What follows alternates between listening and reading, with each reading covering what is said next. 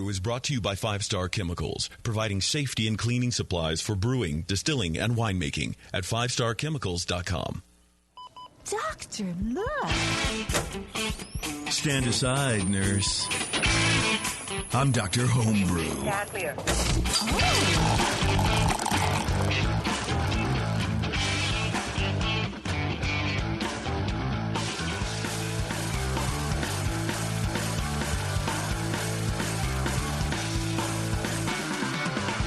All right, welcome back, everybody.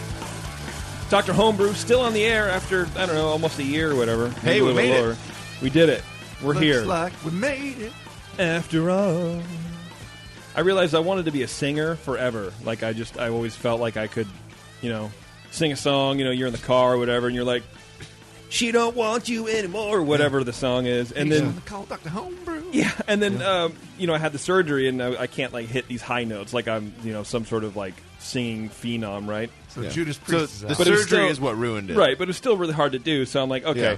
So then the other night we're playing Rock Band at my friend's house for 4 hours, and I didn't want to play the keys, I didn't want to play the, drums or whatever, and, let's see, still got this going in the back, and, what did you want to play, JP? I was like, okay, well, I'll just sing. Why not? I'll try it, right? Terrible. The worst atrocities ever known to man happened through that microphone. It was just the worst. I felt sorry for everybody in the room when I was trying to sing, and I'm like, what was I singing? It's, you did a lot of songs. I did NWA. I did an NWA song, which I did all right, but I think I did a Guns N' Roses song. No one can hit that. No. Axl can't even hit that anymore. Well, that's why we did a Final Countdown, but you just threw the mic at me. Yeah, because no one's trying to sing a Final Countdown. Come on. Yeah, I didn't want to either, but I did a Ziggy Stardust song. I think it was Moon Age Daydream. I think, yeah. So that one I did all right. Yeah. But and then my friend goes, you don't have to hit the notes. You can just do the octave or whatever. Below, right? Yeah, and I'm like, oh, okay. Now that it's the final countdown. Yeah, I know, right? In a Moon Age Daydream. Oh yeah. The Ultimate Warrior singing Ziggy Stardust. I don't know. So I realized I had a dream crushed. I could never, for B&A 10 or whatever. I'm like, I could sing the song and be fine. No, there's no way. Well, nobody needs that. You can buy Rock Band and do it whenever you want in your living room. But yeah, I could just go to Mike's and then no one else has to hear it.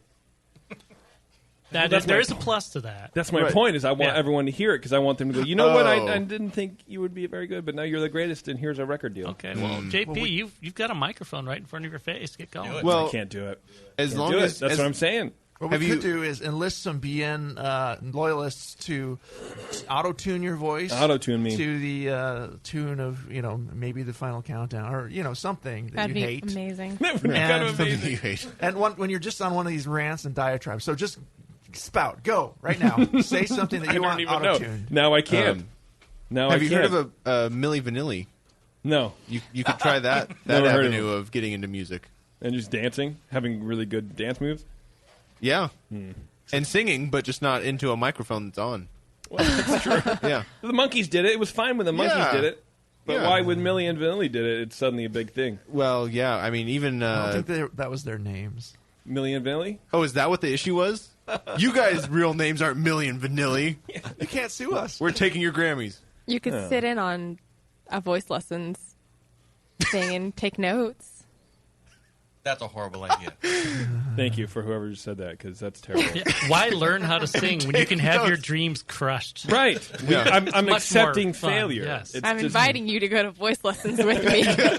Maybe you should have tried the keys or something other. Give me a voice lesson. No. What's a scale? What's a tidbit? You don't have to sing. It would be something like that, only less retarded, but you start lower. Oh, wow. And each time you would do the scale, and then you would go up an octave, and it just teaches you how to grow your range. How do you know you're hitting the right notes? Because there's an Asian man standing next to you playing it on the piano, and if you're wrong, he's like, go back. Hitting you with a bamboo reed? You can hit the right frequency, but it doesn't necessarily sound good. Right. Like, that is a note. Wow.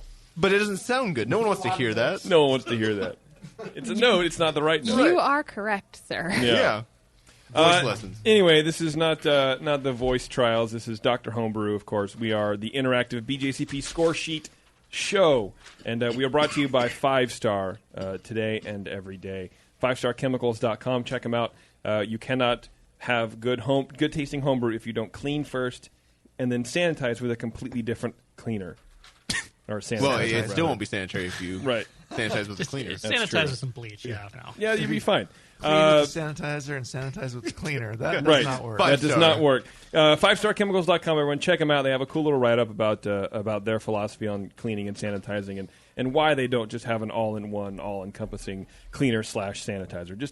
It just doesn't work. The science is there. So check them out. 5starchemicals.com. Ask for them at your local homebrew supply store. So we have a special guest in the studio today. Her name is Nico Brew. Special. Hi, Nico. Thanks. Hey, JP. How you doing, buddy? Good. Get right on that microphone, pal. Can you hear me now? I can, yeah. Awesome. Now you don't sound like you're in a can of beans or something. Nice. Like this? Yeah, that was bad. Yeah. This is better. Yeah. This is, how you doing, buddy? I'm doing pretty good. How are you? Pretty good. Get right on that microphone for me, though. Yeah, Sorry. there you go. Perfect. Okay. You hear the difference?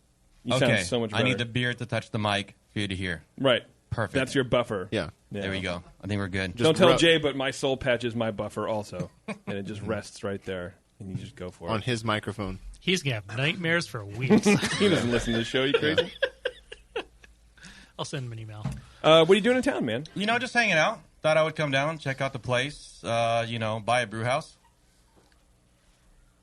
So, there's that. There's that. He just saw the hot grenade paint on the wall. I'd sit on the show, and then I would hope the host totally ignored what I said. Yeah. And it happened. So that was great. So a brew house. Yeah, you guys have done radio enough. You can keep it going, right? Yeah, okay. We're working Great. on it. So what are you doing? So I've been planning for about a year now. Yeah. Production brewery in Redmond, Oregon, which is where I live, right by Bend. It's a beautiful area, great water, great people, lots of great beer. Yeah. And came down with some folks from a company called WeCan, which is a equipment manufacturing company in Central Oregon that's working on a really nice canning line, bottling line, keg washers, all kinds of great stuff. They might even get into in some homebrew equipment. Okay. Awesome. And they helped me source a really nice setup. So I checked out a 10 Barrel Brew House the other day and bought it. Oh, shit. Yeah. Wow. Look at you. Good for you. Yeah. Welcome. Welcome to the world. I'm not in. I'm welcoming you anyway. Thank you. I'm a de facto ambassador. It's all right. So is that a check bag, or can you carry that on? You know what? I think I'm gonna have to check it on. Okay. It's gonna be a couple $1,000s. Check bags. Right. Well, it's empty, so it'll be lighter. Yeah, you're right. You're right. And I can pack it full of these. It's got lying around here somewhere. Sure, yeah. So it'll be good. That's cool, man. How long you been working on this? I've been working on it about since last April is when we actually decided let's go for it and let's actually make this happen. It's something that my wife and I have been kicking around for quite a while over the years. I work with a lot of breweries. Been running Nico Brew for a little over 6 years now. Mm-hmm. And I want to make it perfectly clear that Nico Brew is definitely still going to be in business completely. Okay, good. So, as long as your check's cash, I don't really care. We need sponsors. Yeah. Yeah, so that's going to be run separately, but obviously, they're definitely going to be nice business to run side by side. Yeah, for sure. I got a pretty good line on hops, Got a good hop supplier. He's got a really nice ad. When are you? He's real handsome. When are you? When are you thinking of opening? Do you know that yet? Is it too early to tell? We're aiming for sometime this year. Okay. Too early to give an exact date. We're working on several different locations. We're checking out a couple. And I don't want to give a set date yet, but it's happening. That's and exciting, I'm stoked. And I want to come down and tell you guys about it. You heard it first here. Woohoo! Dr. Homebrew. Breaking news. That's cool, man. So one thing, too, that I also wanted to mention that a lot of people have asked me is what's the name going to be? And I was just going to ask you that. Perfect. What's the name going to be, Nico? Thanks. It's not going to be Nico Brew.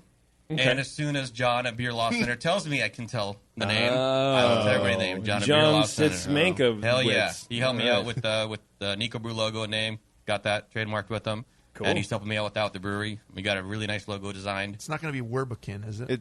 Oh, shit. Hold on. I got to send an email. Are you gonna make your label say IPA on them? Because I don't really want to get sued. Yeah. So probably. Okay, good. It'll be some other nice block letters. Yeah, that'd be good. Connection on the hops. Are you going to brew all malty beers? I would assume. Yeah. You know, I'm thinking just all light lagers. Actually, that would be amazing. Yeah. Actually, I would really appreciate that. Yeah, you actually would. Yeah. Actually, you would appreciate that. One of our core beers, though, that we are planning on doing really good lagers. We're either going to be doing a Pilsner, Hellesbach, somewhere in that range. Okay. We're going to be bottling and canning. Good. And distributing. And we're going to have a tasting room, not a full brew pub, possibly a small kitchen. Kind of like you guys see if you're at the Grenade with, you got some bites. Yeah. And with that being said, the main reason it's actually not going to be called Nico Brew is because I'm not the brewer. Okay. So I You're think just it's the kind of guy. silly. I am, exactly. That being said... Well, your real name's not even Nico, so it doesn't even matter. You're going to have to edit that one out. Am I really? You heard it here first, Okay, folks. good. I was going to say, did I just ruin that? Because I don't think so. No. Anyone who sends you an email knows it. He actually looked angry there. I did. He's used to. Well, last time I saw Nico was at GABF when he hurt his knee, and he's walking around with his wooden staff. And we ran into him a couple places, and I called him Stumbledore because he just looked like he looked like Dumbledore walking around with his hoodie on and his staff of raw, looking for the sunroom or whatever. It was really handy to get people out of the way for the lines. I walked down, my buddy's like, "Dude, get out of the way." Part. Yeah, exactly. You just part the C's at GABF. That's exactly what happened. Well, you've come a long way since then. You've sobered up a bit, maybe. Yeah, your knee's healed. Yeah, it's actually my lower back. You're in debt, tens of thousands of dollars. Yeah, that's kind of how that works. But you have a brew house. Good way to start the year. Yeah. I do. So there's a lot, more equipment to put together.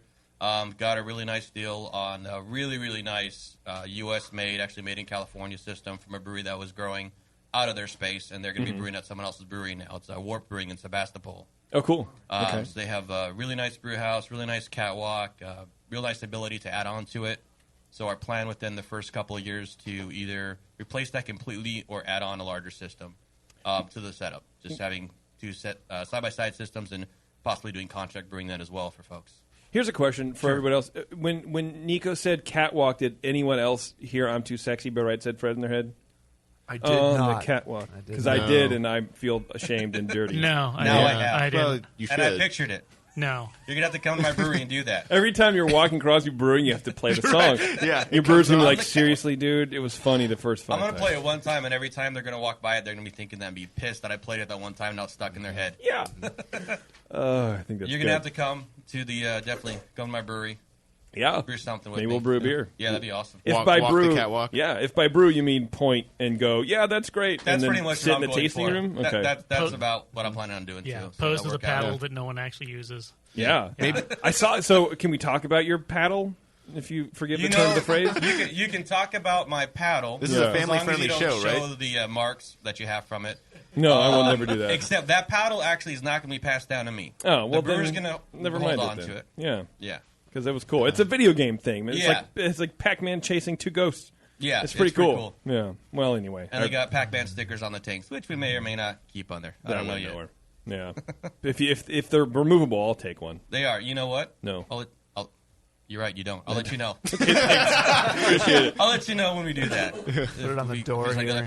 Something that I did want to mention, alongside with it not being me as the brewer, is that for anybody who's out there right now looking for a brewing gig in Central Oregon, we're definitely working to put our team together. In Central Oregon? Absolutely. Yep. Okay. It's in Redmond, right by Bend.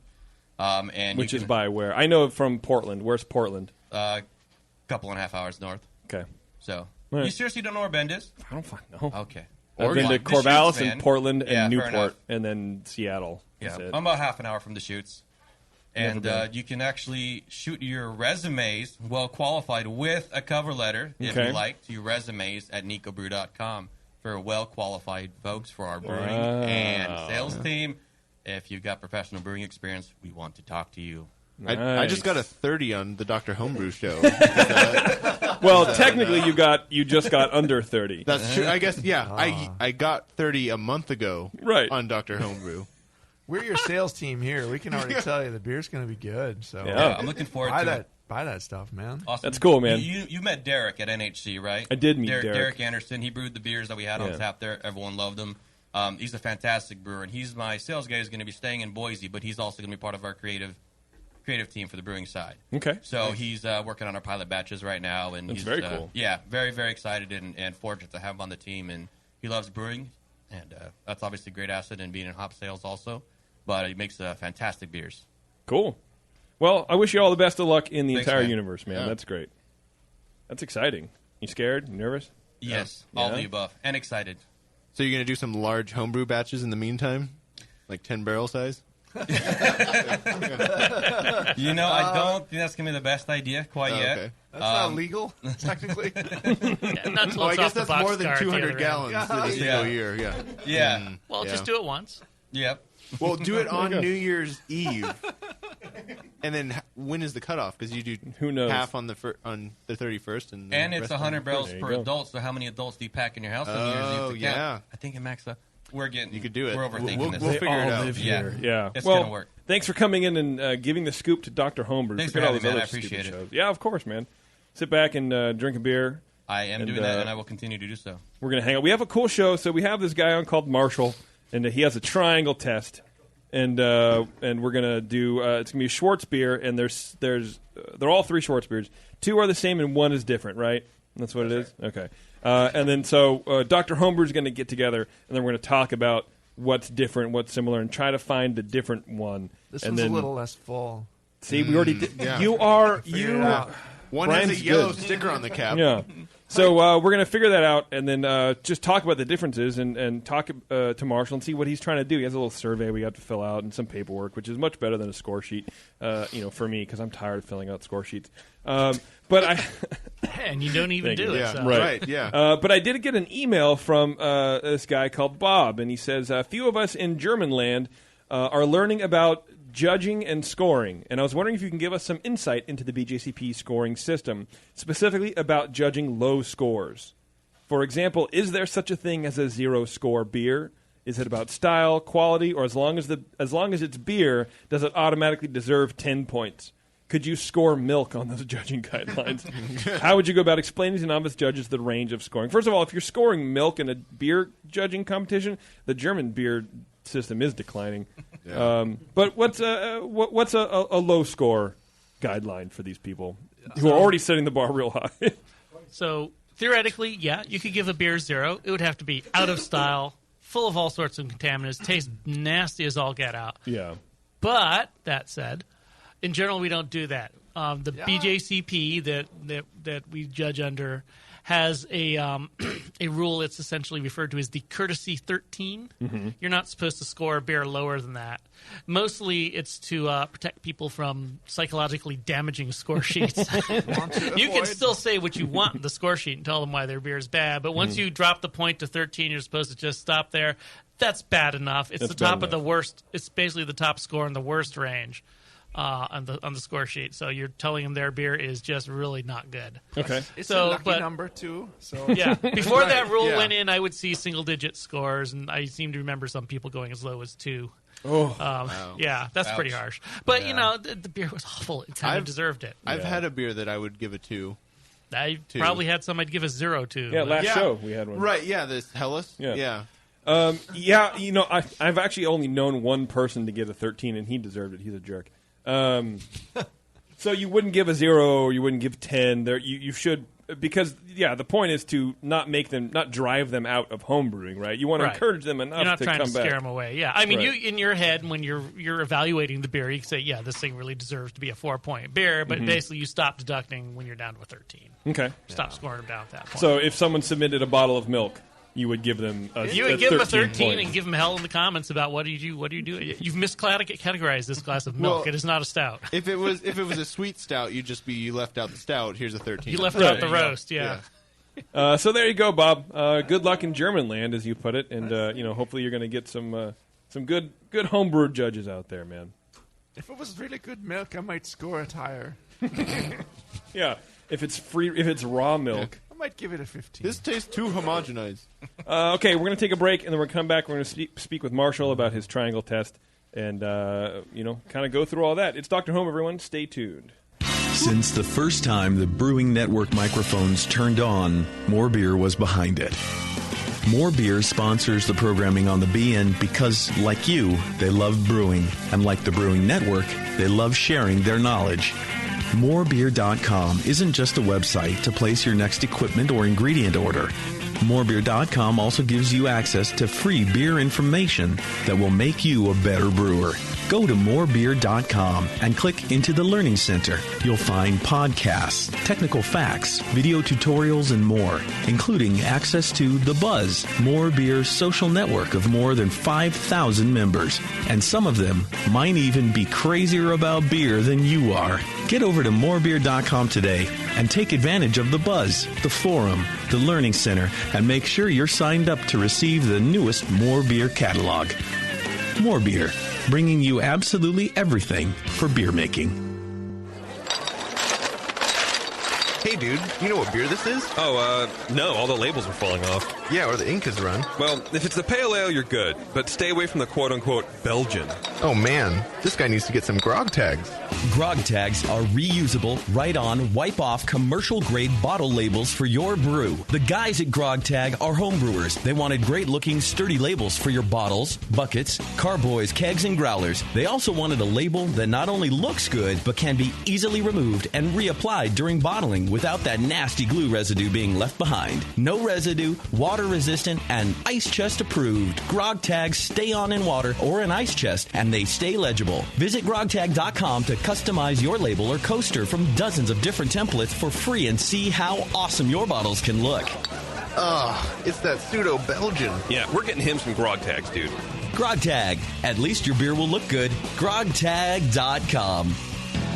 Are you a member of the American Homebrewers Association? Well, you should be. Members of the AHA can focus on brewing beer, and the AHA takes care of the rest. The American Homebrewers Association advocates on behalf of homebrewers like you to legalize the hobby in all 50 states and make sure that beer laws make sense. Plus, there are many great benefits that come with your AHA membership, like AHA member deals that give you awesome deals at bars, restaurants, breweries, and more. Zymergy Magazine and eZymergy for tons of articles, how-tos, easy-to-follow recipes, and news about the hobby you love, and access to the members-only content on homebrewersassociation.org. But the AHA can't do it without your support. Join today so the American Homebrewers Association can keep fighting for your homebrewing rights. Visit homebrewersassociation.org or join now from the homepage of the Brewing Network website. Relax. Don't worry. It's the American Homebrewers Association. Hello, fellow BNers. This is Sully from the 21st Amendment Brewery located in San Francisco, just 2 blocks from Giants Park.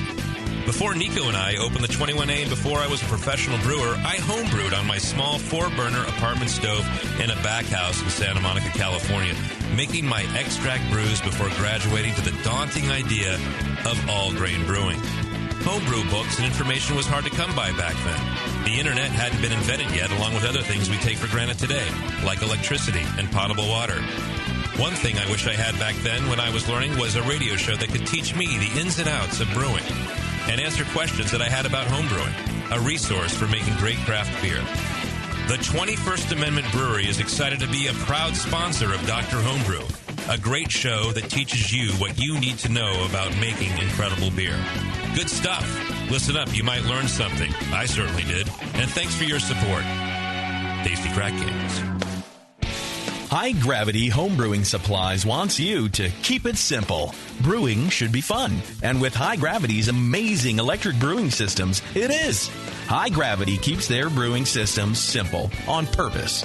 More efficient than gas, customizable, and with your choice of 1, 2, or 3 vessels, High Gravity's electric brewing systems will completely change the way you brew beer, formulate recipes, and improve your beer's consistency.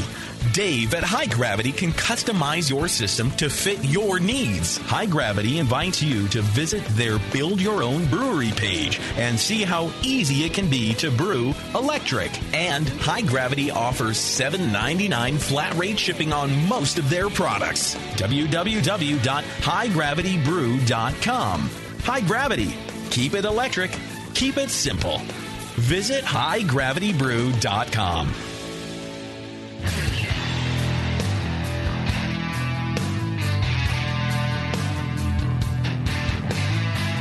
Now, back back to the examination.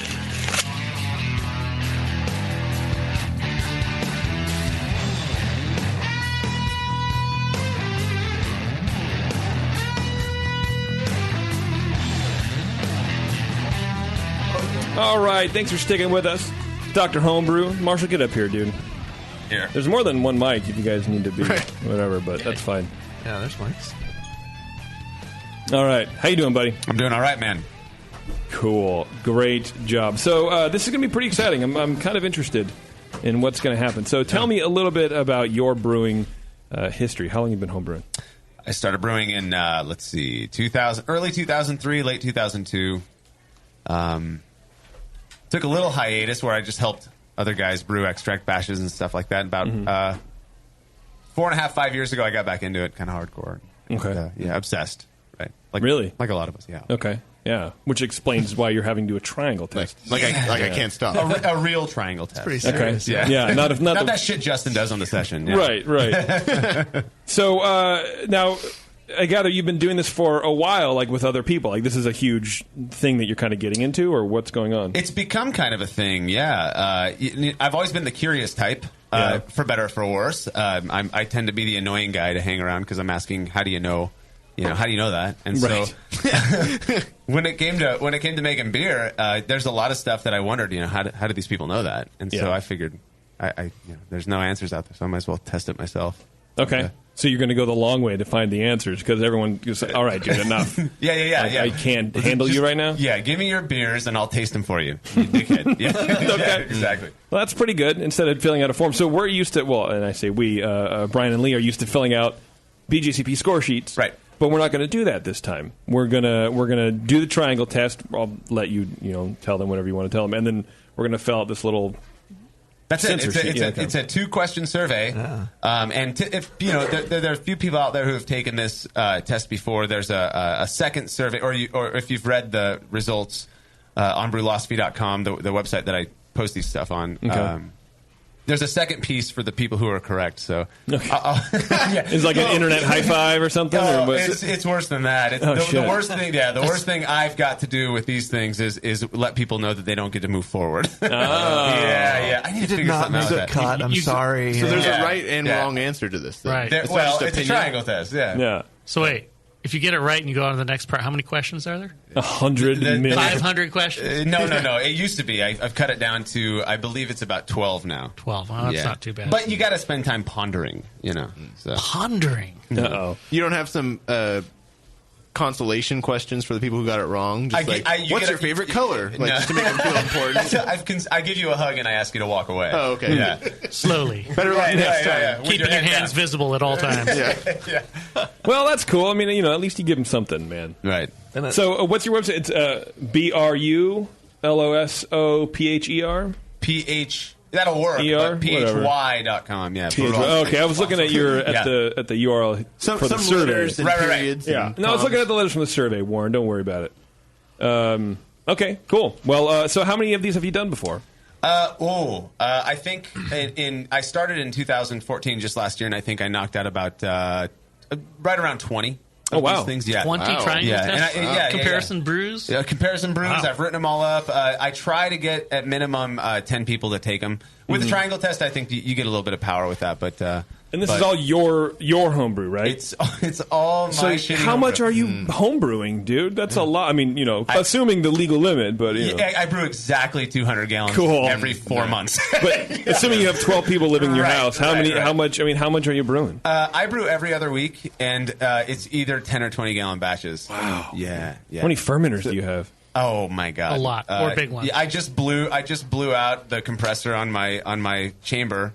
One of my 3 chambers that I use. I've got 8 carboy. I use the 6-gallon plastic carboys. Okay, it's nuts. Yeah. Wow. Yeah. Whatever. So then are these beers 2 weeks apart then? Or did you brew them at the same time? No, that's a good question. I usually what I'll do is on a brew day I'll split. So I'll do 2 batches at the same time, and I can do two 10-gallon batches at the same time. Okay. Yeah, and so typically it's either 1 10-gallon batch because you are changing the process to assumingly make it better. right? You're trying to improve, so you have two batches going side by side and one's different, or is that giving away too much? We don't want to talk about that yet. No. You can talk all about that. That's just not what I'm doing. Okay. All right. Well, you don't want to tell us what you did. Right. Because then we might be looking for something. Yeah, exactly. I won't tell you what I did on this specific batch. Afterwards, you can. Afterwards, we'll talk about some of the fun findings if you're interested.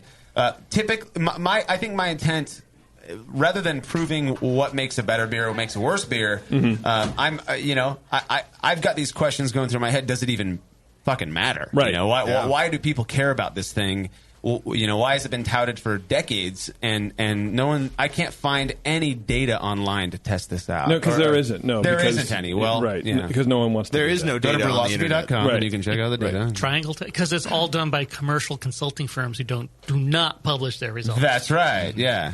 Yeah, absolutely. It's just like, exactly. I'm not. Yeah. So, can you tell us some of the stuff you've done in the past? Sure. Okay. Yeah. You just want to know some of the more interesting stuff. Yeah. I think one of the. I just want to interview you, basically. Yeah, it's a thing. Yeah. Well, I lived in Seattle for a few years. He talks, and then you say something back. Yeah. It's a whole thing. It's like there's so many. I just got to pick and choose. Yeah. I think probably one of the ones that kind of it was a recent one that kind of blew my mind the most was the pitch temp one, and where I pitched. I split a 10-gallon batch of wort into two 5-gallon carboys. They were one of them was chilled down to I believe it was like 62 or 64 degrees, and the other one was pitched at 74 degrees. Same amount of yeast, same size yeast starters. Threw them into the same fermentation chamber after they were pitched, and I was expecting a huge difference, and there was no, statistically at least there was no difference. Probably the funnest one I've done is I served every taster the same exact beer and asked them to tell me which one was different. And all but one person said that there was a difference. Wow. And it was all over the board. And to me, it just kind of points to the fact that perception is such an interesting thing that we don't understand at all. Right. I'm a psychologist. That's my profession. And, we study perception. We study that stuff. That's why you do this, really. You're doing psychological tests with your homebrewing buddies. So I just like to fuck with my friends. Doesn't that test prove that triangle tests are useless then? Because then people are just looking for a difference that's not even there. Potentially, but that's the best we've got, right? Or maybe it's that's just what we fall friends. back on. Yeah. My friends I suck shouldn't at say that. I shouldn't say that. Yeah. So are these? Oh, I can't wait to see how you guys do on this one. Are these like? Who's being tested here? Right. Are these like qualified testers? Or are they just Joe Schmo off the street, like friends of yours who are just beer drinkers but not really dialed in? So when I first started doing these experiments, I wasn't doing the triangle test, and eventually I got contacted by kind of one of my homebrewing idols, Denny Kahn. I kind of like his style, and he made some suggestions to me. Do a triangle test and don't smoke a lot of pot. Grow your hair out. Right. Yeah. Talk like this. And oh man. Hey man. Good to see you. But he was very helpful in helping me to kind of organize the way I approach collecting the data. And one of the suggestions that he made to me was, you need to have a good spread of people, because if it really matters, then even your average Joe Schmo should recognize it. Right. And that was something that kind of stuck with me. And so I've got, in every test, I've got a couple BJCP judges. I've got really advanced homebrewers who are doing it. And then I'll just go into my local, pub, House Pendragon down there, and just start asking people at the bar to hang out, who are hanging out. Oh, really? Come and do it, yeah. Hey, drink this beer. I did it here earlier. Really? The entire staff is taking it, yeah. Really? Yeah, I don't give a shit. Whatever. How'd they do, huh? One was right. I'll tell you that. Yeah. Oh. Yeah. Someone's going to get fired. Yeah, they all... Secret shopper. Yeah. The one who got it right's getting fired? Yes. Where's Secret triangle tester. Yeah, can you imagine? Oh, I'm assistant. Really? Are you? Let's determine if taste you these. are or not. We'll see. Right. Well, that's cool, man.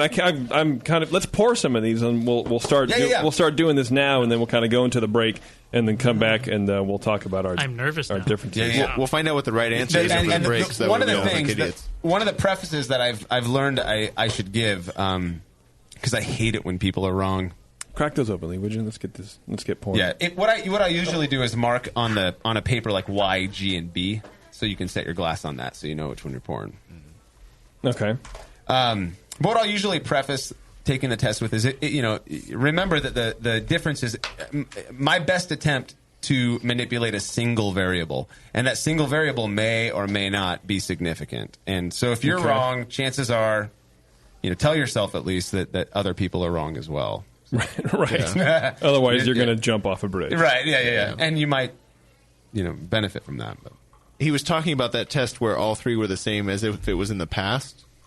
It's most likely also this test. I'm not revealing anything. Yeah. All right, let's hand these out here. And I think JP is a little gleeful that we don't have to fill out a score sheet for this. But of course, he's taking it too. So the first beer is yellow. Yeah, first beer is yellow. Okay, thank you. All right. Did Warren get one? Mm-hmm. Warren did.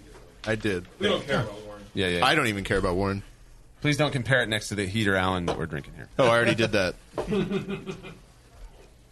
Yellow. Okay. Should we be starting to smell these, or do whatever? However you want to do it. As long as you don't mix them up. Okay. And so my typical process is what I'll do is I'll set the three out. Mm-hmm.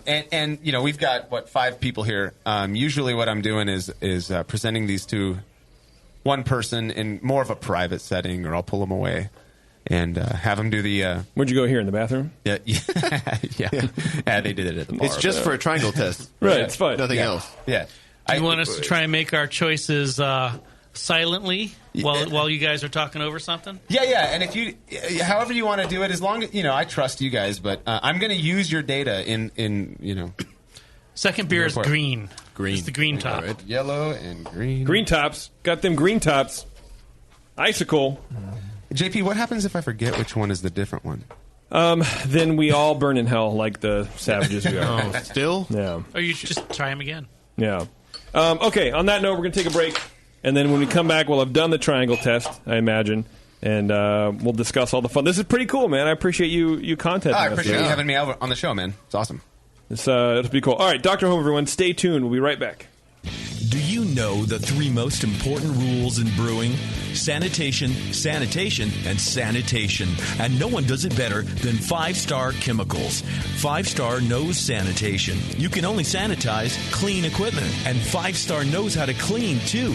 For craft brewers and home brewers, 5-Star has what you need to keep your fermenters, serving tanks, kegs, and draft lines sparkling and free of any beer-spoiling bacteria. PBW, caustic, acid cleaners, Star San, SaniClean, lubricants and defoamers, pH stabilizers, and more. 5-Star Chemicals has cleaning supplies, safety supplies, heat exchangers, pumps, hoses, and valves. And 5-Star is proud to offer eco-friendly products that exceed customer expectations. If you have a cleaning problem, you need the 5-Star solution. Visit 5starchemicals.com or call 800-782-7019. 800-782-7019 and get the 5-Star treatment today. As a brewer, you already don't settle for second best. You want great tasting beer and you want great equipment to make it with. So don't settle for the second best grain mill. You want a Monster Mill from Monster Brewing Hardware. Monster Mills are tough, come in 2 and 3 roller designs, and are made right here in the USA from superior materials for longer lasting performance. Pick the mill that's right for you at monsterbrewinghardware.com and take Bevo's advice. Trust me, it's always better to have a bigger tool than you think you need. Monster Mills have the best warranty in the business. Your satisfaction is guaranteed. Visit monsterbrewinghardware.com now and check out all the mills and mill accessories. Don't settle for second best. Get a Monster Mill from Monster Brewing Hardware. That's it. I've had it. I am never putting hops in my beer again. What? Why? It's just too ridiculous. Insane prices, stupid contracts, high shipping costs, crappy selection. Dude, you need Nico Brew. Nico Brew will rock your f***ing face right the f*** off your f***ing skull. $5 shipping to all 50 states. Plus fantastic international rates get you low prices on Nico Brew's great selection of hops and more. Whether you're a home brewer, a pro brewer, or a homebrew shop shop owner, Nico Brew can get you the hops you need in increments big and small, single orders, spot buys, or full contracts. And there's only one place to join the uber special secret elite Bare Bones Club, where you'll get the best deals anywhere. Holy shit! NicoBrew.com. NIKOBREW. Nico Brew, your bare bones buddy in the brewing business. Admit it. Homebrewing is not always free of frustrations. Years ago, brothers Bill and Jim Mitchell decided to minimize those frustrations and create an entirely new brewing process and a brand new kitchen appliance, the Pico Brew Zymatic. The Zymatic sits on your kitchen counter and connects to the internet via Wi-Fi. It comes with access to a huge recipe library full of award-winning beers and can brew your next batch at the push of a button. Improve repeatability and refine your recipes with the Pico Brew Zymatic. With minimal cleaning and hassle, the Zymatic enables anyone to brew craft beer in the comfort of their own kitchen. Just add your ingredients and the process of homebrewing becomes simplified and automatic, allowing you to focus on what really matters while you brew. At Pico Brew, they believe everyone should be able to enjoy the art of homebrewing and make their own damn good craft beer. See the Zymatic in action today at picobrew.com. A few things happened 30 years ago. ARPANET migrated to TCP/IP, and the Internet was born.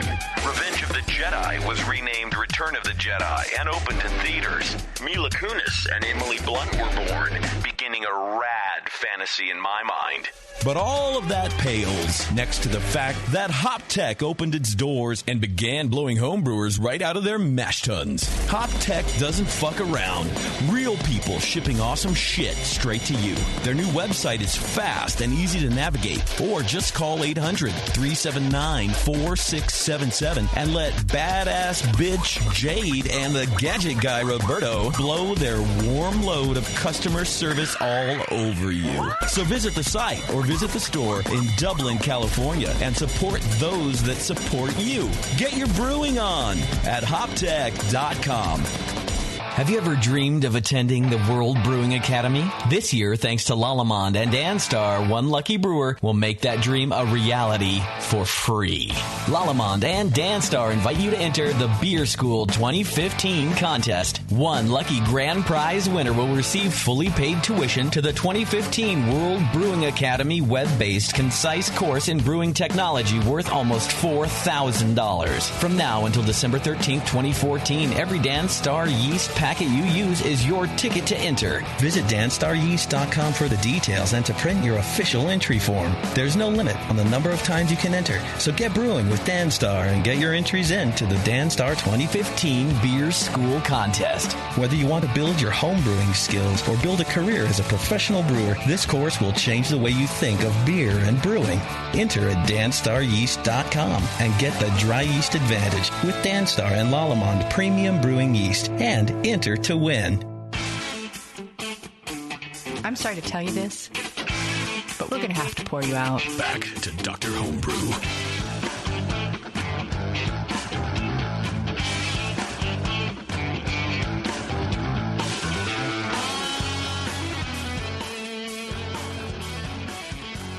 All right, thanks for sticking with us, everybody. So we're just finishing up this triangle test. And I gotta say, they're pretty good beers, man. Hey, thanks a lot, man. You know, no matter what happens. I actually brought the recipe with me because I can't just ramble it off if you're interested. Uh-oh. Yeah, well, whatever your triangle test is, you didn't screw one of them up. Yeah, I mean, yeah. My triangle test is I changed one from a Schwarzbier to an IPA. Could you figure it out? Okay, so why don't we? Lee had a good point at the break. Let's circle whatever we're doing, so maybe where there's no shenanigans going on. Which do you guys? That doesn't matter. I don't know. I'm going to start. I marked mine. I'm just going to start. I think yellow is the difference. Yellow is the difference. I'll write that down. Thank you very much, please. Because I think I don't know. Well, Brian, what do you think? You go. I thought blue was the different. All right, Lee, what do you think? I'm voting for blue to being different. Originally, I was thinking the green, but I think it's the blue. Okay. Well, I'm the only right one in the room so far. You and me, by the way. Yeah, it's tough because it's really subtle. I'm equally wrong. I'm also yellow. It's a little maltier. All right. One. Asking me? Blue. Blue. 3 versus 2. Yeah.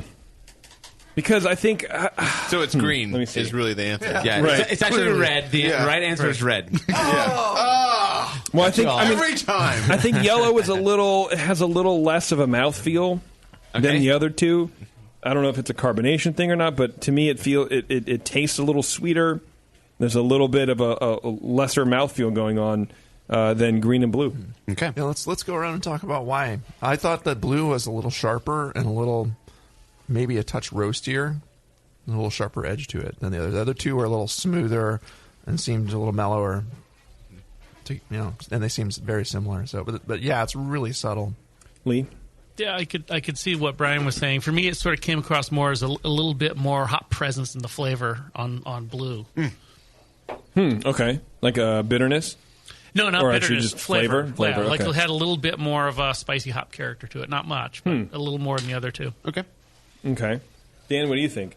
All right. I had yellow mostly because it was a little sweeter and a little rounder than the other two. They were a little more sharp and they were a little more hoppy. It seems like a little bit sweeter beer. Mm-hmm. Okay. And Warren, as if anyone cares. Yeah. I agree with Brian. To me, it's a bit more acidic, but also mine seemed a bit more carbonated. At least that one had foam on it longer than the other two did. But to me, there was a sharpness. Visual cues. Yeah. To me, there was a sharpness, just acidity bite in the finish. And you're talking about the blue. Blue, correct. Okay. Yeah. Gotcha. Okay. All right. All right. Here's the big reveal. The big reveal. What was different? Do you guys want to know who was right first, or what was different between the beer, or what the let's go. Who was right? Because that's really what matters. Tell us what was different. Are we going to fill out? Okay, there we go. Wants to change anyone caves. Yeah, then we can go around with another round of voting and put money down on the table. Yeah. Oh, that's a good idea. I actually have right. I know who I've got my money on. I have a $2 bill right here. I've got another $2 bill to meet you here. I've got two $1 bills. $2 bill. I know. JP actually has a $2 bill. I actually have two $2 bills. Don't ask how. You had to request them, JP. Stripper no money. way. Does Lee have a friggin' matching $2? Jesus Christ. When have you ever had three $2 bills in the same room before? I think we're going to get killed now. It's like a challenge coin. CIA is coming after us. Like the $2 bill is the BN challenge coin. It's a code for something. Well, when you have that $2 press in your extra bedroom. No one knows. Okay. What? Okay. What are the differences? So the variable in this experiment was fermentation temperature. Okay. And so they were both of these beers were pitched at the same exact temperature. One of them was fermented in an environment that was 10 degrees warmer than the other. It actually at about 36 hours. I just checked it today. 36 hours. It was actually up to 12 degrees warmer than the other one. Okay. Which in my in my mind is a huge difference. Right. So go ahead. What do you guys think? That's a significant temperature difference. So do we get to ask, was the warmer one the beer that was the one beer out? Or is the colder one the one beer out? Oh, God. Let me Good question. Good question. Yeah, I'll tell you. Nice work. And does anybody want more? We've got another 3 bottles of this. Does anybody need more? Yeah, I'd be interested to hear what you guys think, actually. As to knowing which is the hotter beer, either the 2 or the 1. I got to think blue's the hotter beer. I would guess, I would guess the 2 is the hotter beer. Let me tell you, I will give you guys a little bit of a hint here. I think yellow is the hotter beer. I think the different one is the hotter beer. Okay, the different one. Mm-hmm. Well, you're assuming yellow is the different one. Yeah, the different one is the cooler beer. Yeah, that's right. Right. So the 2 is the hotter yellow. one. Okay, so I was sort of wrong. I can't document this. No, you were half wrong. You were sort of wrong. We are recording this, so you can just go back and put your minions to work and record it. Yeah, you're right. Right. The different one is the cooler beer. The different one is that's what I would have guessed. So there are 2 that were fermented up to 12 degrees warmer than the other one. I still think yellow's the different one, but I just said that I thought it was the warmer one. Okay. But I'll change that.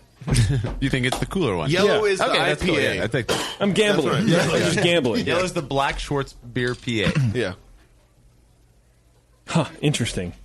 Yeah, I think blue. Well, blue is the cooler one. Is my guess. This is one of the more interesting things about starting this experiment series that I've been doing is the there you go, Dan. Thanks. Is the fact that the huge majority of the things that I've been testing aren't yielding significant differences, which I think is wild. Mm-hmm. I mean, hot side aeration, racking to secondary. I've done all that stuff. Fine, we all know that. Jamil talks about it all the time. These are things that aren't a big deal. But fermentation temperature, pitch temp, I mean... As much as people talk about those things not being a big deal, they talk about fermentation temperature being a giant deal. Huge. I'm one of those guys. Yeah. I mean, a 12-degree swing, I would expect, craziness. At 36 hours? Yeah, absolutely. Yeah. I would totally expect, one should taste like a porter in my head, is what I was thinking. So. What yeast did you use? So that's the other fun thing, if anybody wants to guess. I'm terrible. I can't pick out hops and I can't do yeast strains. In this experiment, I have I really like using hybrid yeast for lagers, and I've tried 810. The White Labs is what I usually go to. 810 is a San Francisco lager yeast. The Cal Common, awesome. I don't like it in lager beer. Okay. I've used the 036, the Dusseldorf alt yeast. Not a big fan of it. For lager beer, 029, it tastes to me like a lager yeast if you ferment it at 58 degrees. Mm-hmm. So I figured in this Schwartz beer, of course, if I ferment this thing at 70 degrees, it's going to be different. Because it's 029, it's a Kolsch yeast. It's known for being fruity, at least somewhat. And so it's 029. Fermented cool. Yeah. And this is a recipe made exactly the same way that's fared fairly well in competition. What do you think of the recipe? I like the recipe a lot. Yeah, it's good. Yeah, nice and chocolatey, just a touch of rose, drying finish, fairly clean. Yeah, good hop bittering, nice little bit of hop flavor in there, good balance. Very nice beer. Why don't you run down the recipe real fast since you have it right there? Right? Yeah, you want me to run down it? Yeah, sure. So what I'll do is I'll cut everything in half because it's for an 11-gallon batch. So for 5.5 gallons, you've got 5.5 pounds of Gambrinus Munich 10. 3 pounds of German Pilsner malt, half a pound of Carafa Special 2, 6 ounces of C60, Crystal 60, and 4 ounces of chocolate malt. And that was one of the things that kind of goes a little bit against what a lot of people do in Schwartz beer, but I like that little bit of roast. Yeah. A little bit of chocolatey It's roast. not over the top, though, and we've talked about it on the show before, but yeah, definitely a Schwartz beer, you want to keep that roast to a certain limit. It should have just a hint of it in there. Yeah. But yeah, don't let it get too crazy. This is right in the right spot for that. Yeah, thanks. All right, so we're ready to find out the hot one, right? The cold one. What it is? Cold one. Yeah. Whatever. The different one. Which one is the odd man out? The point of the triangle. So the cold one was the odd man out. The cool fermented beer was the odd man out. All right, does anybody want to change their guess right now before we learn this? Where's that $2 bill? Yeah, somebody needs to take green just so we can't all be wrong. I know it's all blue and yellow. I noticed that. Yeah. I'm sticking with yellow personally. Sticking with it. Dan, I still think it's different. I'm sticking with yellow. Brian and Lee, are you guys? Oh, and Warren, you guys all picked blue. Especially knowing it's cooler. I'm sticking with blue. It still does seem to have just a slight difference to it. Yeah, I'm sticking with blue. Okay. Warren? Sure. I'm sticking with it. Yeah. Good. So, probably a rare occurrence, but JP and Dan, you guys are correct. Oh, wow. That was the... That's right, baby girl. Yeah. And so everybody who's taken this has been a really popular one. How much did he pay you? $2 bills. As they warmed up... Yeah, where'd you get that $2 bill? As it warmed up, what I was noticing in blue did change to yellow to me. Green stayed the same. What do you mean? What drug are you on? Like like when I was saying about the sharpness and the acidity. You got that in yellow as it warmed up? Yeah, as it warmed up, it was also in yellow. So then that's why I finished them all because I was tasting them again. And it was kind of like, well, now I'm not sure. But I said blue originally, so I just stuck with it. There you go. I think the bigger thing is that I would have expected a ginormous difference. Something so easy to recognize.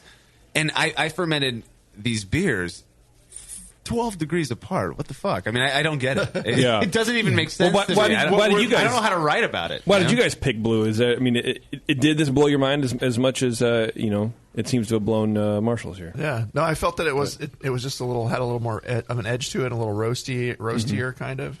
So, I mean, maybe it's some of the hotness in that coming out compared to the others. I mean, they were all very similar, so it's really subtle difference. So, did Marshall? Did you take the test blindly yourself a few times? Yeah, I have actually. And my good buddy Sean Wood back in Fresno, I had him pour them for me. He was the first one to pour them for me and not do them by color, but mix them up differently. And so he was the only one who knew. I didn't know which ones he did twice. Pulled them off the keg. And I was able to get it every time, but I'm so biased, and I smelled them. I knew what was up. To me, the blue and the green ones smell a little bit more portery, whereas the yellow one does smell a little bit more like a traditional Schwarzbier. What temperatures did you use? So the yellow one stayed at 58 degrees. Both were pitched at 56. Mm-hmm. Oh, okay. I set the regulator in my firm chamber to 58 degrees on the yellow one. Mm-hmm. I moved the other one inside, and we have our thermostat set to 65. And by a day and not even a full day and a half later, it was up to 72 degrees. Okay. So the Kolsch yeast selection makes sense to me after you're saying it, because it's got at least what I associate with Kolsch in the crisp, dry, almost tart finish. Mm-hmm. In all of them, it was just one of them was tasting more so than the others, versus kind of the Schwarzbier style, like the Heater Allen we were drinking earlier. It's crisp in the finish, but it's not. It doesn't have that little tart pucker like a Kolsch yeast will give the beer. Right. Which is in these. Absolutely, I agree with that. Yeah. So you didn't have any real temperature control on the warmer beer? You just had it inside? I call it the sour shower of power. I think sure you do. I just made that up. I do. I have a shower that I put all of my sour beers after they've gone through 4 or 5 days of primary ferment, and I'll throw the carboys in there, and so I set them next to all my sour beers. Yeah. Okay, because I was just wondering, because usually for me, the temperature is a little less important than the consistency of the temperature over ferment. Sure, yeah. Because it's the rising and falling that I always find I get stuck ferments and stuff. Stuck ferments. That's another one you can test too, because I've heard people say you don't want to ferment normal beers next to sour beers. Oh, I've done it multiple times and have never. I mean that anecdotal, I know, but I've done it. 100 times already in the last. I've never done it on purpose. So all your beers end up sour, right? Yeah. Well, most of them. Yeah, it's always been kind of an accident when you've done it. Yeah. The accidental sour. Right. It's the bane of every homebrewer in existence, for sure. Mm-hmm. So these were the same temperature when you pitched them. Absolutely. What I did is I've got a pitch. Like I said, I got a pitch temperature experiment that's already been done, and that one they were the same as well. So I think something in the future would be to kind of pitch and ferment at specific temperatures and see what's different about that. That might make the difference bigger. Right. A lot of the flavor production is Yeah. happening in the first day. Right. How long? Was it just a free rise up from the 56 up to 72? That's it. Oh, okay. I mean, and do you know how long that took? I took photos of it, and by 12 hours, I think we were up to from 56 to 62, and there was no Kreuzenring or anything like that. And by 24 hours, we were up to 66, 68, and it was 36 hours. We were at 72. Right. Okay. Yeah. Yeah, there's a lot going on during that first 36 hours in terms of flavor contribution from the yeast. Right. So, versus just holding it at 72. If it was always like if you pitched one at 72 and held it there, and then pitched one at 58 and held it there, totally. I think that the difference would be more significant. I wonder if you would do one in the reverse: pitch at 72 and then drop 2 down to 58. I've done it. Yeah. Oh yeah. That's the pitch temp one. Yeah. No difference. Yeah. Yeah. So I think the next one you kind of comes organically from these two is to pitch and hold them at the same temp. Mm-hmm. So pitch one at if I'm doing the same beer, pitch one at 58 and keep it there. Pitch one at 70 and keep it there. You're right. Right. 2 variables, but you can. Yeah. What do you guys think? Lee, Brian. Every time I smell them, I get something different. Yeah, You're like, they kind of change. Oh, the yellow does have a little something in the nose, and it's like, oh, wow. Now, do you think that's because you know that it's the different one? No, I don't. I don't know. So the yellow was the warm one. Literally, cool before yellow was the Yellow was the cool one. Yeah, But I did want to Blue ask and green were warm. About statistical significance. I mean, so there are 5 of us who tasted these beers. 40% of the group chose the beer that was different, and when do you decide that this becomes statistically significant? If you test like a group of 5 people over and over like 10 times, and you got it's 40% every time? total out of all those people, is that enough of a significant difference that you think, okay, yes, this is over 33%? It's over 66%. It's over 66%. Right. At a P greater than or equal to 66. Yeah. 0.05. Talking about math. Yeah. Talking about math and shit. 666. See, now that's a number I can get behind. That's right. But that's with a relative. But that's with an inadequate sampling. You have to have an adequate sample for population. With triangle tests, my understanding, I always try to get at least 10. Lately, I've been able to get between 15 and 20. On this you're giving up free beer, dude. Yeah, no shit. Yeah. We'll show for that. 5 D-bags in a studio doesn't mean much. Yeah. It means enough, though. But you guys are special D-bags. That's true. Yeah. Better than a tea-bag. Special D. Well, that's it. I mean, normally this is where I would say if you have any questions for the guys, but we really didn't kind of do that show unless you do have questions for them.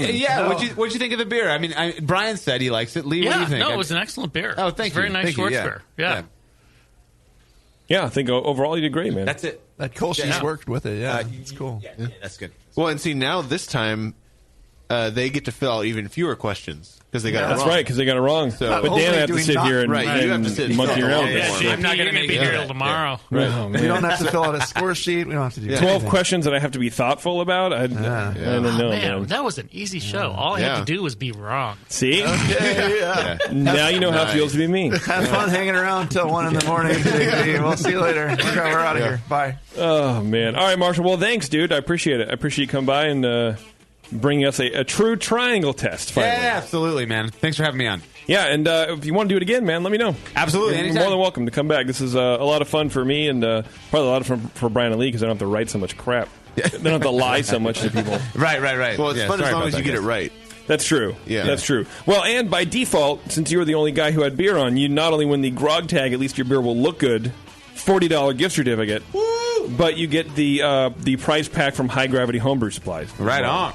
And you get a 5-star pack thing. Remember the AHA before we go? Don't forget to join the AHA. Go to homebrewsassociation.org. You can sign up. You can get Zymergy in the mail. They give you lots of recipes and tips and tricks and all that kind of stuff. It's a forum. You can vote in the elections. You can even register and submit your beers to the National Homebrewers Competition. It'll all be good. Do you enter that at all, Marshall? You can enter that? I'm going to this year. Yeah, absolutely. Okay, good. Yeah. Good. You should. Everyone should. It's a lot of fun. Anyway, everybody, thanks a lot for joining us, and we'll see you next time. Dr. Homebrew. Are we fired? We're fired, yes.